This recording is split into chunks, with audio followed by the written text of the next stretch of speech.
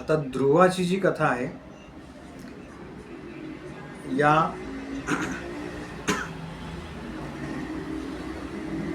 दक्षकन्येची कथा म्हणजे सतीदेवीची कथा, त्याच्यानंतर ध्रुवाची कथा भागवतामध्ये येते. तर ती कशी काय येते, तर हा जो वंशविस्तार झालेला आहे पुढचा, कुणाचा? महाराणी शतरूपा आणि स्वयंभू मनु यांचा, त्यांचा वंशविस्तार सांगताना ध्रुवाची कथा येते. आता या कथेमध्ये कथा ऐकलेली नाही असं खरं तर कोणीच नाही, भारतवर्षामध्ये कोणी नाही. साधारण ज्याचं वय 5 वर्ष 6 वर्ष आहे, तरीसुद्धा ही कथा जेव्हा आपण ऐकतो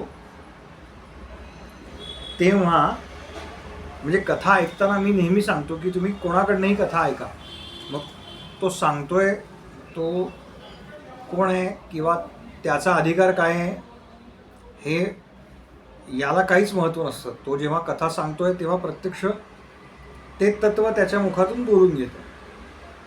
म्हणून आपण कितीही वेळा कथा ऐकलेली असली ना, तरी आपण त्या कथेमध्ये जेव्हा तेवढे समरस होतो तेवढं आपल्याला लक्षात येतं की अरे नवीन काहीतरी मिळालं. ही कथा ऐकलेली नाही असं कोणीही नाही. बघा ना, एक राजा होता, त्याला 2 राण्या होत्या, एक आवडती एक नावडती. अनेक कथा आपल्याकडे अशा पद्धतीनं सुरू होतात. मग या कथेचं तत्व काय आहे, आता आपण थोडं कथांमागचं तत्व काय आहे या तत्वांकडे सुद्धा वळणार आहोत. तर शतरूपा आणि स्वयंभू मनु यांच्यापासून प्रियव्रत आणि उत्तानपाद हे 2 पुत्र सांगितलेले. यातल्या उत्तानपादाला 2 पत्न्या होत्या. एकीचं नाव आहे सुनीती आणि दुसरीचं आहे सुरुची. आता हा उत्तानपाद म्हणजे कोण आहे, तर तो जीव आहे. या जीवाला सुद्धा सुनीती आणि सुरुची अशा 2 पत्न्या असतात. म्हणजे काय, तर व्यवहारामध्ये वागत असताना सुनीतीनं वागावं असं कितीही जरी कायद्यामध्ये असलं किंवा धर्माने सांगितलेलं असलं तरीसुद्धा आमची बुद्धी आम्हाला सुरुचीकडे आकृष्ट करते. आमची ओढ नीतीपेक्षा रुचीकडे अधिक आहे. बघा, नीट लक्षात घ्या, आमची ओढ नीतीपेक्षा रुचीकडे अधिक आहे. चायनीज खाणं, व्यवहारातलं उदाहरण सांगतो, हे शरीराकरता घातक आहे का चांगलं आहे, पोषक आहे, तर याचं उत्तर घातक आहे. पण ते खाताना किती चवदार लागतं. मग आपण काय करतो, बाहेरचं नको, मग घरी काहीतरी बनवून खाऊ त्यातल्या त्यात. का, तर ते रुचीला प्रिय आहे, चवदार आहे. भोपळ्याची भाजी केली आपण घरी आणि काय अजून कुठली फ्राईड राईस केला उदाहरणार्थ, तर अधिक काय खपतो आपल्या घरामध्ये, तर सगळे काय म्हणतील, वा वा हा भात छान झालाय. शरीराला काय योग्य आहे त्यातलं, तर भोपळ्याची भाजी योग्य आहे. हे केव्हा कळतं आम्हाला, जेव्हा 1-2 हार्ट अटॅक येऊन जातात, त्याच्यानंतर डॉक्टर सांगतात की आता आबरचबर काही खाऊ नका, आता या मर्यादा पाळा, ही बंधनं पाळा. हे सांगितलं की मग आमचं मन थोडं जरा त्या गोष्टींकडे गांभीर्याने बघायला लागतं. ते तत्व सांगण्याकरता ही कथा आहे. हे या कथेमागचं तत्व आहे की आम्हाला जीवनामध्ये रुचिप्रिय आहे, नीतिप्रिय नाही, पण वास्तविक नीतीनं वागलात तर आयुष्यामध्ये कल्याण आहे ही सांगणारी कथा आहे. उत्तानपादाच्या 2 पत्न्या आहेत, एक सुनीती आणि एक सुरुची. जसं आपल्याला रुची अधिक आवडते तसं राजाला सुद्धा सुरुची अधिक प्रिय आहे. आणि या सुरुचीचा पुत्र आहे, उत्तम नाव त्याचं. आता उत्तम हा शब्द आपण व्यवहारामध्ये जसा वापरतो तसा या ठिकाणी आलेला नाही, म्हणजे त्याचा अर्थ तसा या ठिकाणी नाही. तम याचा अर्थ अंधार आणि उत म्हणजे ऊर्ध्व दिशा, वरचा मजला आपण ज्याला म्हणतो व्यवहारामध्ये, त्या वरच्या मजल्यामध्ये ज्याचा अंधार आहे असा उत्तम. बघा, भागवतामध्ये जी काही नाव आहेत ना कथांमध्ये वैशिष्ट्य म्हणून आलेली, तर ह्या नावांचे असे वेगळे जेव्हा अर्थ आपल्याला कळतात तेव्हा ती कथा आपण वेगळ्या पर्स्पेक्टिव्हने ऐकायला. असा उत्तम नावाचा मुलगा राजाच्या मांडीवरती बसलाय आणि ध्रुव खेळत खेळत आला. त्यानं पाहिलं की आपला भाऊ वडिलांच्या मांडीवरती बसलाय म्हणून तो धावत धावत गेला आणि वडिलांनी स्वाभाविक आपल्याला घ्यावं ही त्याची इच्छा आहे. पण हे होत असताना त्याची जी सावत्र आई आहे, आत्तापर्यंत त्याला हे माहिती नाही बरं का, ती सावत्र आई आहे. त्याला वाटते ही आपली आई आहे आणि ही पण आपली आईच आहे. म्हणजे सुनीती जशी माझी माता आहे तशीच सुरुची माता आहे. त्याच्या मनामध्ये सख्ख आणि सावत्र हा भावच नाहीये. तो मांडीवर बसण्याकरता म्हणून राजाकडे धावत गेला. तेवढ्यात काय झालं तर ह्या सुरुचीनं त्याला ओढलं हाताला धरून आणि म्हणाली, तुला जर राजाच्या मांडीवरती बसायचंय, राजसिंहासनावरती बसायचंय, तर तुला अरण्यामध्ये जावं लागेल, नारायणांची तपश्चर्या करायला लागेल आणि त्यांना असं सांगावं लागेल की तुला माझ्या उदरामध्ये जन्माला घाल. जर का तुझा पुढचा जन्म माझ्या उदरामध्ये झाला, माझ्यापासून झाला, तरच तुला राज्याच्या गादीवरती बसण्याचा अधिकार आहे. बर, त्याला माता काय म्हणतीये हे कळण्याचंही वय नाहीये. त्याला फक्त एवढं कळलं की आपल्याला आईनं वडिलांच्या मांडीवरती बसू दिलं नाही. तो रडायला लागला. ही जी बातमी आहे जी महालामध्ये घडली ती एका दासीने येऊन सुनीतीला सांगितलं असा उल्लेख आहे. या सुनीतीचा महाल काही ठिकाणी झोपडी वगैरे अशी वर्णनं करतात, पण त्या दोन्ही राण्या ज्या आहेत त्यातली आवडती राणी राजाबरोबर राहते, नावडती वेगळ्या ठिकाणी राहते. ही वेगळी तिला निवासाची सोय. तिच्यापर्यंत येऊन सांगितली, तिने त्यावर लगेच कोणतीही प्रतिक्रिया दिलेली नाहीये. हे आज आपल्याला ऐकायला इतकं सहज वाटत असलं तरी साधी कल्पना करा, आपलं लहान मूल, आपल्या घरातलं लहान मूल खेळतंय आणि काहीतरी झालं आणि त्याला शेजारचं कोणीतरी नुसतं ओरडलं तर त्याची आई काय म्हणते हो आज ना. ही नीती आपल्यामध्ये अंगामध्ये बाणवण्याकरता या कथा आपण पुन्हा पुन्हा ऐकल्या पाहिजेत. म्हणून या कथा ऐकायच्या. केवळ ते त्याला बसू दिलं नाही आणि मग तो वनात गेला आणि असं केलं हे नाही.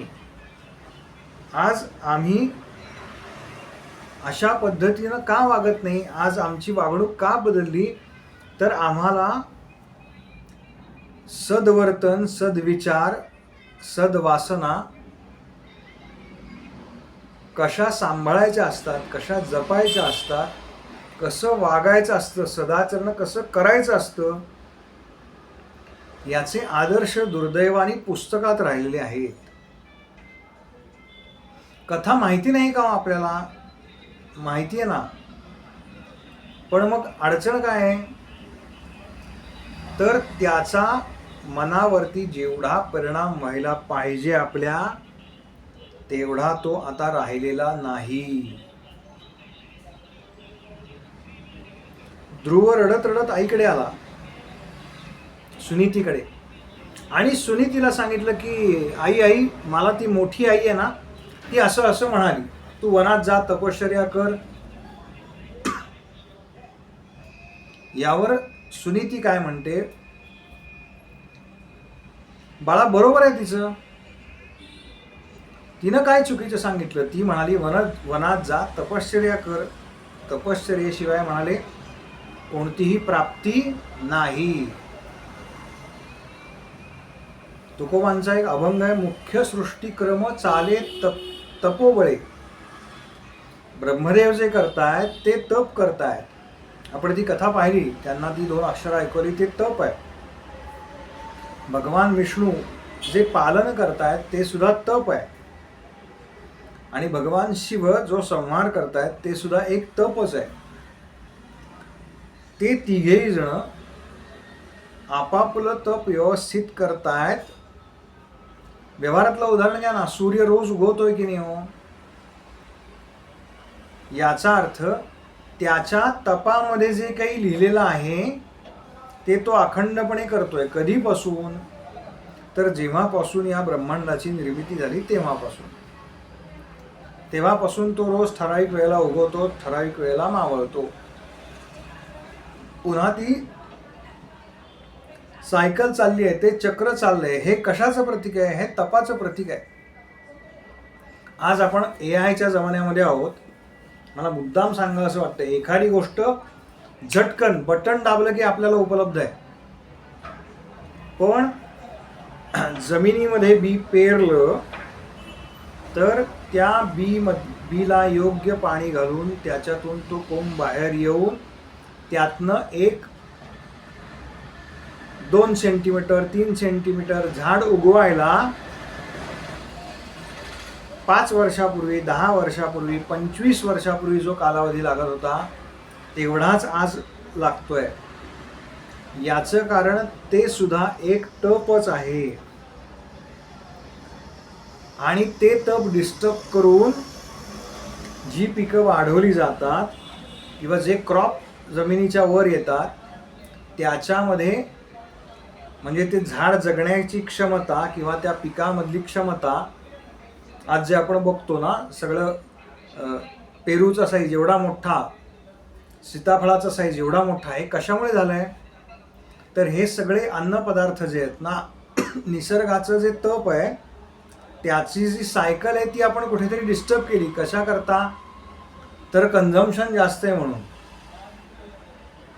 आणि मग त्याच्याकरता त्यामध्ये जी औषधं घातली गेली त्याचा परिणाम आज आपल्या शरीरावरती होतो. तेव्हा ती सांगते, बाबा रे, तप हे प्रत्येकाला केलं पाहिजे. तेव्हा मला असं वाटतं की तू तपाला गेलं पाहिजेस. बघा, सावत्र आई आहे त्याची, तिनं जो उपदेश केला तोच या मातेनं केला आहे. ती म्हणाली तिचं काही चूक नाही. आणि ध्रुवाला आता असं वाटतंय की अरे, माझी जी जन्मदात्री आई आहे ती सांगते तप केलं पाहिजे, माझी मोठी आई आहे ती सांगते तप केलं पाहिजे, याचा अर्थ मी वनात जाऊन तपश्चर्या केली पाहिजे. दोघी सांगतायत म्हणजे त्या चूक कसं सांगतील? आणि असं सांगतात की त्या दिवशी ध्रुवानं घर सोडलंय आणि नारायणाची भेट झाल्याशिवाय परत यायचं नाही असं पक्क केलंय. ध्रुव निघाला. बरं, तो पक्का आहे ना? ध्रुव या शब्दाचाच अर्थ काय? तर ज्याचा निश्चय पक्का आहे त्याला म्हणतो ध्रुव. भगवंतांना माहिती आहे याचा निश्चय पक्का आहे आणि म्हणून भगवंतांनी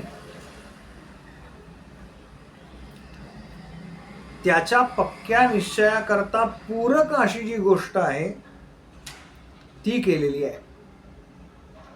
ती म्हणजे नारदांना बोलवून घेतलेलं आहे आणि नारदांना सांगितलं आहे की नारदा, माझा असा असा एक भक्त आहे, तो राजवाडा सोडून निघाला आहे, तेव्हा तुम्ही त्याला उपदेश करा. ध्रुव ज्या वाटेने वनामध्ये चालला होता त्या वाटेने त्याच्याबरोबर विरुद्ध दिशेने नारद आले. नारदांचा वेश आपल्याला माहिती आहे, कमरेला धोतर आहे, गळ्यामध्ये ती वेणा आहे, एखादी माळा आहे, हातामध्ये चिपळी आहे, शेंडी आहे आणि मुखामध्ये अखंड नारायण नाम आहे. नारदांनी काय केलंय? नारदांनी पहिल्यांदा ध्रुवाची परीक्षा घेतली. यांनी काय केलं? नारदांना पाहिल्या पाहिल्या तर नारदांना साष्टांग प्रणिपात केला, साष्टांग नमस्कार केला. आमच्याकडे अशी पद्धत आहे बघा, आपण आपल्याकडे कुणी आलं मोठं आहे, गुरुस्थानी आहे, तर त्याला वाकून नमस्कार करतो. हा संस्कार आपल्यावर कधी झाला हो, किंवा हा किती जुना आहे? तर हा इतका जुना आहे, पूर्वापार आहे.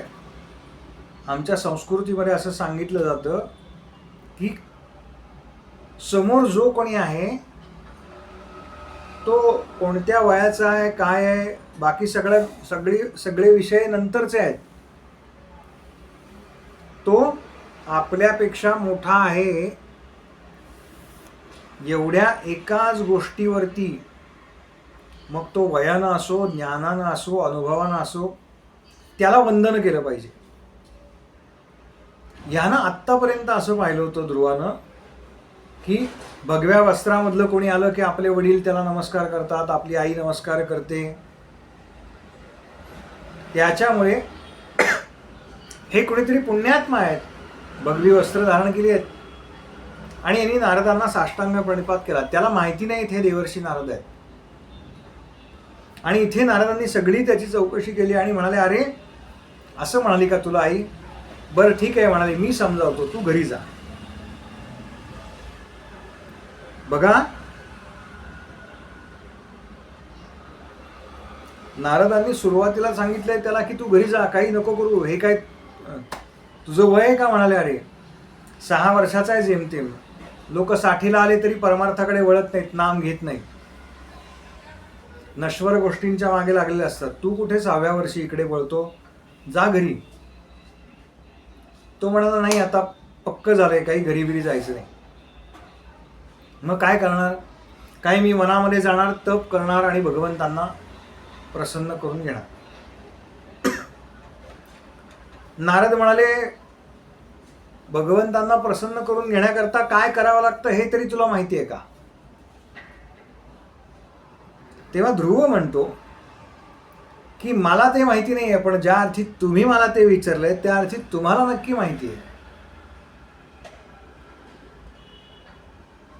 लक्षात घ्या, सद्गुरू जेव्हा उपदेश करतात ना, तेव्हा ते शिष्याची अशा पद्धतीनं परीक्षा पाहत असतात. नारद त्याला म्हणाले, अरे मला माहिती आहे, पण तू कसं करणार? तो म्हणला, तुम्ही मला सांगा, तुम्ही ज्या अर्थी मला भेटलात त्या अर्थी ही त्याचीच योजना असावी की तुम्ही मला भेटावं. म्हणून तुम्ही मला सांगा, काय म्हणू मी, कोणता मंत्र म्हणू म्हणजे भगवंतांची भेटी होईल. तेव्हा नारदांनी त्याला श्रीमद भागवताचा जो महामंत्र आहे, ओम नमो भगवते वासुदेवाय, या मंत्राची दीक्षा दिलेली आहे. त्याला श्वसन कसं करायचं म्हणजे पूरक, रेचक आणि कुंभक हे सांगितलेलं आहे. कुठे करायचं तप? त्याला सांगितलं मधुवनामध्ये जा, भगवंत मधुवनामध्ये असतात. मधुवन नावाचं एक वन आहे, त्या मधुवनामध्ये जा, स्नान कर आणि या जपाला सुरुवात कर.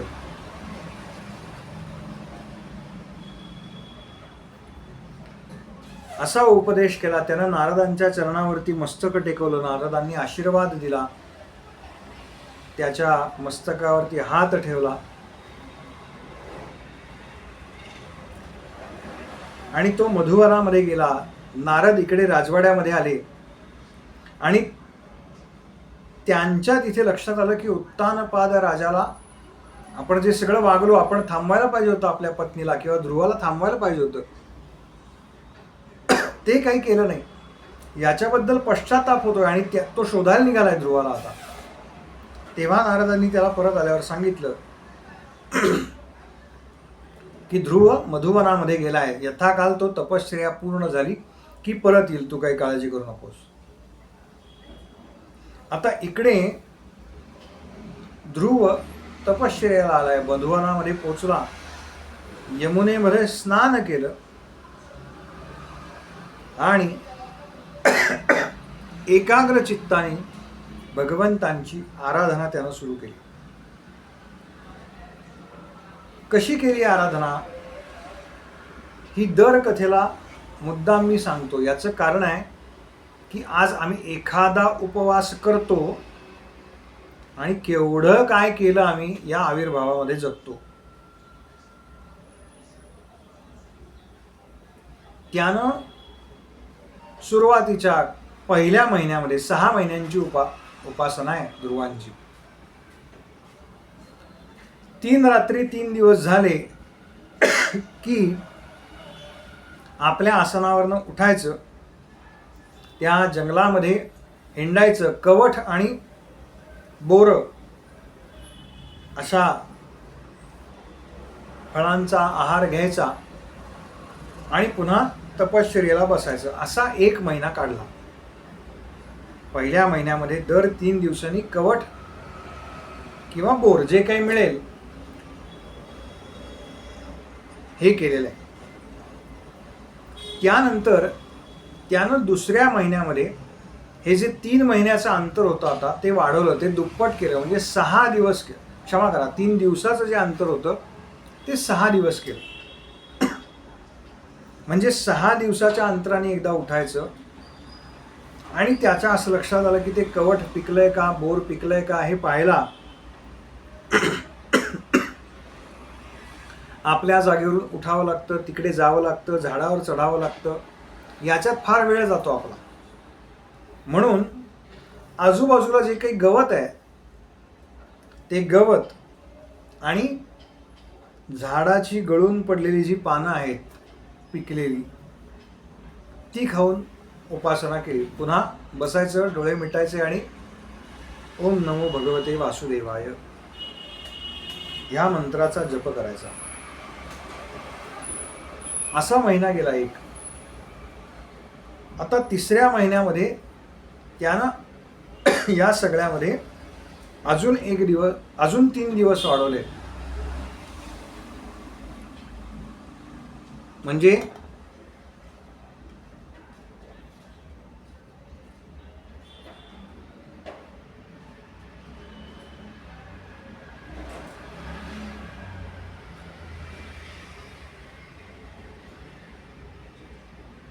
म्हणजे 9 दिवस केलेलं आहे त्यानं हे.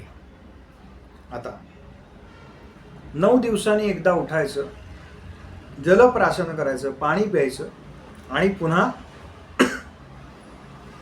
समाधी योगानं ध्यानाला बसायचं. 4थ्या महिन्यामध्ये त्यानं आता श्वासावर सुद्धा नियंत्रण मिळवलेलं आहे आणि दिवस वाढवले आहेत. म्हणजे 9 मध्ये अधिक 3 म्हणजे 12 दिवस केले. केवळ श्वासावरती राहायचं. तो म्हणला मी एवढं तप करतोय तरी अजून नारायणाची प्राप्ती नाही. याचा अर्थ मी हे जे बसून करतोय ना, छान निवांत बसलोय, यानं माझ्या शरीराला काही कष्ट पडत नाही आहेत. म्हणून त्यानं 5व्या महिन्यामध्ये काय केलं तर एका पायावर उभा राहिला आपण स्वाभाविकपणे उभं राहताना दोन्ही पायावर उभं राहतो, पण तपश्चर्या करताना आपण काही योगी किंवा साधक पाहिले असतील, त्यांचे फोटो आपण पाहतो, एका पायावर उभे आणि एक पाय होल्ड केलेला. तसा हा आता एका पायावर निश्चल उभा आहे.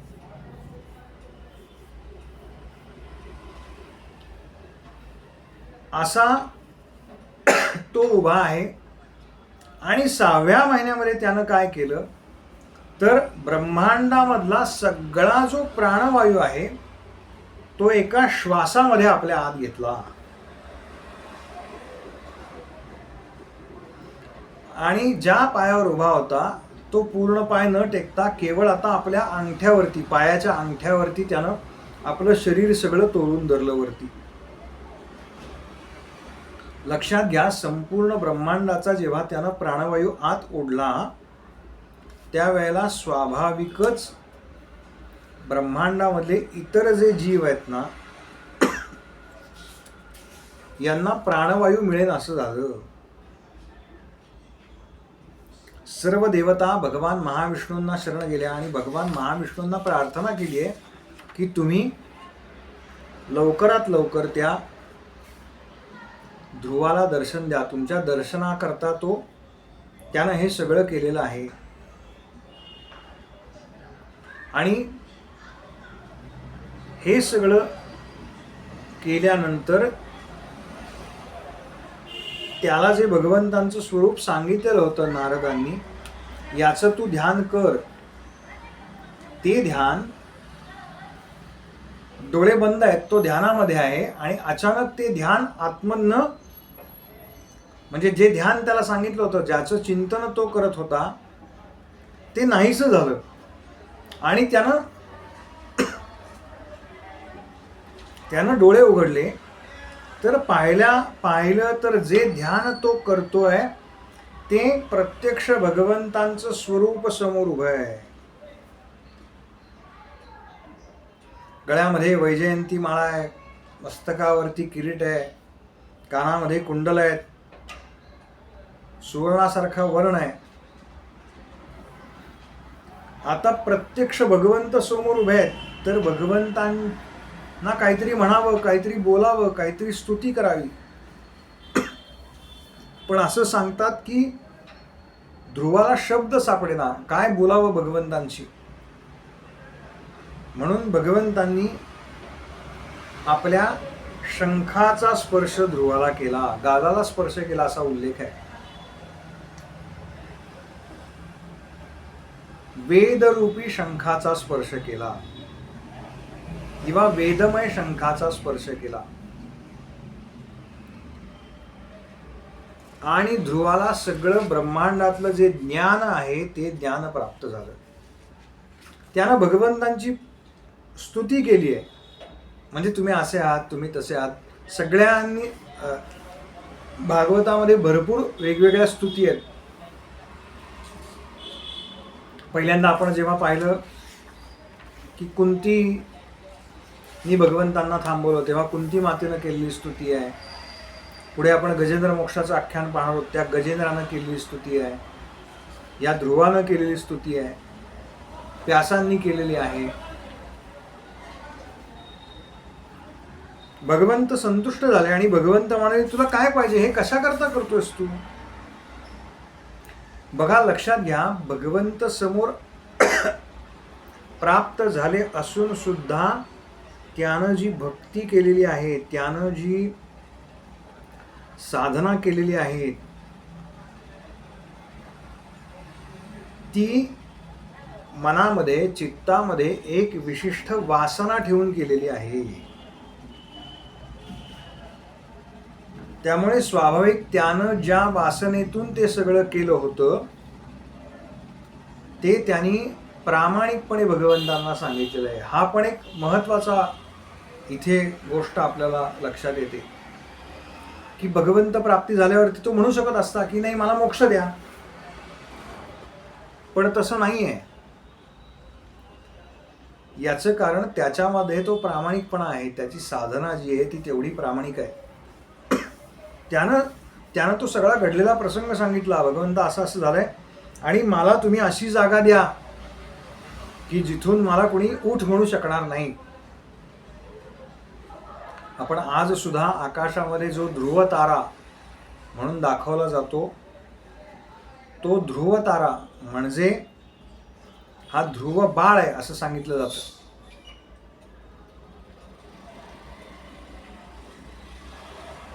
आज सुद्धा आकाशामध्ये जेव्हा ही कोणती दिशा आहे हे जेव्हा समुद्रामध्ये त्या नावा जेव्हा जातात, त्यांना दिशा कळण्याकरता म्हणजे एक ठिकाण निश्चित करण्याकरता कोणती जागा आहे, तर तो ध्रुव तारा आहे. भगवंत तथास्तु म्हणाले. ध्रुवाला अत्यंत वाईट वाटलं बरं का, आपण हे असं काहीतरी मागितलं. त्याचा उल्लेख आहे. तो म्हणाला भगवंतांकडे तर खरं तर काय मागायला पाहिजे, तर मोक्ष मागायला पाहिजे. पण मी काय मागितलं, एक साधी अशी जागा मागितली की जिथून मला कोणीही उठ म्हणू शकणार नाही. त्याला खेद झाला. तेव्हा भगवंतांनी त्याला सांगितलंय की तू यथाकाल आपल्या नगरीमध्ये परत जा.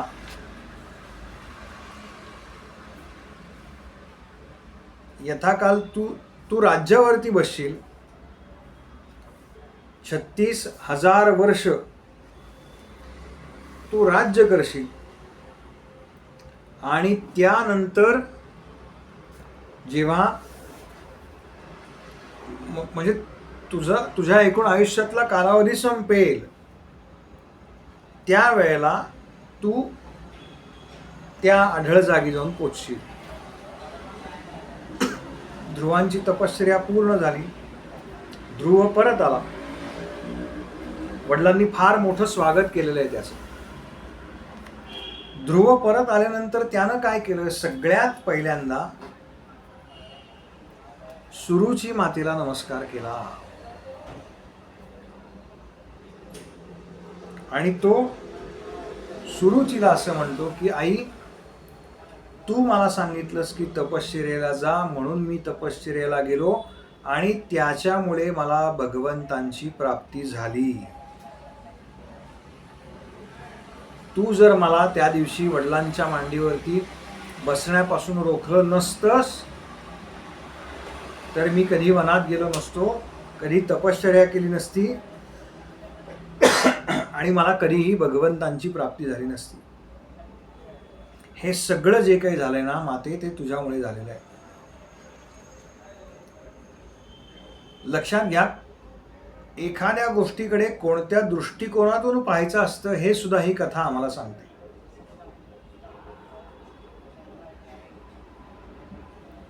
उत्तानपादानं सुद्धा त्याचं स्वागत केलं आणि यथाकाल ध्रुव मोठा झाला.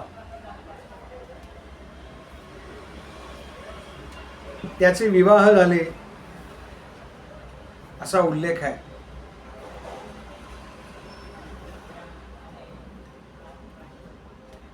भ्रमी असं नाव आहे त्याच्या पत्नीचं आणि त्याचे 2 पुत्र सांगितले. त्यातला एक आहे कल्प आणि एक आहे वत्सर आणि दुसरी पत्नी सांगितली आहे त्याची इला. इला हे नाव अनेक ठिकाणी आलंय बरं का, म्हणजे नाव सारखं आहे. ही इला आणि ती इला वेगळी आहे. बुधाची पत्नी सुद्धा इला सांगितलेली आहे. त्यामुळे अशा सारख्या नावांच्या ह्याच्यात म्हणजे कन्फ्युजन करायचं नाही आपलं. त्या इलेपासून त्याला एक पुत्र झाला आहे, त्याचं नाव आहे उत्कल आणि एक कन्या झाली आहे.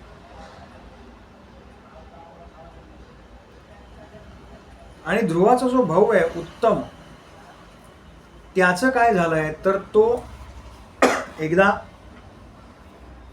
काय हिमालयाच्या बाजूला गेलेला असताना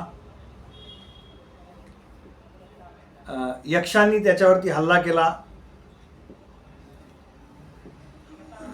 तो मारला गेला. त्याची जी आई आहे सुरुची, ही त्या एका आगीमध्ये भस्मसात झाली आणि त्याच्यानंतर या ध्रुवानं आणि यक्षांचं मोठं युद्ध झालंय. इतकं मोठं युद्ध झालंय की स्वयंभुव मनु जे आहेत म्हणजे ध्रुवाचे आजोबा, या ध्रुवाच्या आजोबांना ते युद्ध थांबवण्याकरता यायला लागलेलं आहे. याचं कारण त्या ध्रुवानं फार मोठ्या प्रमाणावरती यक्षांना मारलंय. आता हे यक्ष कुबेराचे सेवक आहेत आणि कुबेराने जर प्रार्थना केली कुणाला, शिवांना, कारण ते यक्ष शिवांचे सुद्धा सेवक आहे, तर शिव सुद्धा त्या युद्धामध्ये उतरू शकतात. परंतु हे सगळं ऐकून ध्रुवानं युद्ध थांबवलं आणि तू आपल्या आजोबांचं ऐकलंस, तुझ्यावरती अजून ते संस्कार आहेत, आपल्यापेक्षा मोठ्या व्यक्तींचं ऐकावं म्हणून कुबेरानं त्याला वरदान दिलं, तुझी काय इच्छा आहे असं मागून घे. त्यावेळेला ध्रुवानं भगवंत समोर असताना जी चूक केली होती ती केलेली नाही. त्यानं कुबेराला असं वरदान मागितलं की महाविष्णूंचं स्मरण मला नित्य राहो असा तू आशीर्वाद दे. कुबेर मोठा आहे वयानं, मला अखंड श्रीहरींचं स्मरण राहो असा तू आशीर्वाद दे. यथाकाल ध्रुवांनी 36,000 वर्ष राज्य केलं असा उल्लेख आहे. त्याचा जेव्हा कार्यकाल संपला तेव्हा त्याला नेण्याकरता, ध्रुवाला नेण्याकरता प्रत्यक्ष काळ म्हणजे मृत्यू समोर उभा आहे आणि त्याच वेळेला त्याला दिलेलं वचन म्हणजे भगवंतांनी जो आशीर्वाद दिलाय तो पूर्ण करण्याकरता म्हणून भगवान महाविष्णूंचं विमान त्याला त्या विशिष्ट स्थानी नेण्याकरता आलेलं आहे. तेव्हा असं सांगतात की त्या ध्रुवानं मृत्यूच्या मस्तकावरती पाय दिला आणि तो त्या अद्भुत विमानामध्ये चढला. त्या विमानामध्ये जेव्हा बसला आणि ते विमान निघणार तेव्हा त्याला त्याच्या मातेची आठवण झाली. कोणाची? तर सुनीतीची आठवण झाली. आणि तो म्हणाला मी चाललोय ते ठीक आहे, पण जिच्या पोटी मी पुत्र म्हणून जन्माला आलो, जिच्यामुळे हे सगळं झालं, ती माझी माता कुठे आहे? तेव्हा त्याला त्याच्या पुढे असलेलं विमान दाखवण्यात आलं आणि त्याच्यामध्ये त्याला असं सांगण्यात आलं की या विमानामध्ये तुझी माता आहे. आणि या दोघांचाही उद्धार अशा पद्धतीनं भगवंतांनी केला. पुढे भागवतामध्ये ध्रुवांचे जे वंशज आहेत त्या सगळ्यांचं वर्णन आहे. काही वर्णने जी आहेत ती 8 पुत्र झाले, 9 पुत्र झाले, 10 पुत्र झाले, त्यातल्या पहिल्या पुत्राचं नाव अमुक, आणि मग तो सगळा विषय तसाच सोडलेला आहे. ध्रुवानंतर उत्कल नावाचा जो पुत्र सांगितला आम्ही त्याला राज्यावरती बसवलंय आणि मग त्याचं सगळं कोण कोण कोण कोण कोण कोण होऊन गेले ते आहे. अनेक ठिकाणी भागवतामध्ये अशा पुत्रांचा उल्लेख आहे की याला 10 पुत्र झाले, त्यातला पहिला पुत्र हा, आणि पुढच्यांचा उल्लेख नाही. तो का नाही? तर भागवत कथा ही भगवंतांचा जो श्रीकृष्ण अवतार आहे त्या अवताराकडे आणायची आहे. म्हणून ज्या वंशामध्ये, ज्या कुळामध्ये, आत्ताच्या भाषेमध्ये ज्या फॅमिलीमध्ये त्यांनी अवतार घेतला तेवढ्याच कथा भागवतामध्ये प्रामुख्याने आलेल्या आहेत. म्हणून इतर कथा ह्या अर्धवट सोडण्यात आल्या. त्याच्यामध्ये पुढे त्याच वंशातली वेन राजाची कथा आलेली आहे, पण ती आपण पुढचं आलं बघू. हरये नमः, हरये नमः, हरये नमः.